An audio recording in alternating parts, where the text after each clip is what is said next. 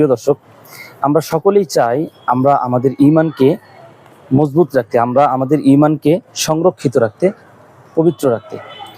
তো আল্লাহ রাব্বুল আলামিন নবীর মাধ্যমে অনেক দোয়া আমাদেরকে শিক্ষা দিয়েছেন এবং কোরআনুল কারীমেও অনেক দোয়া বর্ণিত হয়েছে।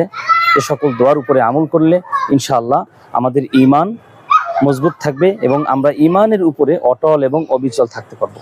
তো আল্লাহ রাব্বুল আলামিন কোরআনুল কারীমের একটি আয়াত আমাদেরকে শিক্ষা দিয়েছেন, যে আয়াতটি আমরা যদি পাঠ করি, ওই আয়াতের উপরে আমল করি, ইনশাআল্লাহ আল্লাহ রাব্বুল আলামিনের পক্ষ থেকে আমরা ঈমানের নূর অর্জন করতে পারবো। চলুন আমরা এই আয়াতটি শিখে নিই।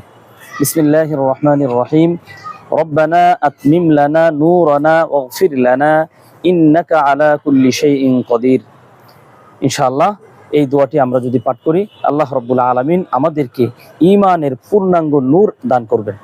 ভিডিওটি ভালো লাগলে সর্বোচ্চ শেয়ার করে দিবেন এবং সারা পৃথিবীর মুসলিম উম্মাকে দেখার সুযোগ করে দিবেন। ধন্যবাদ।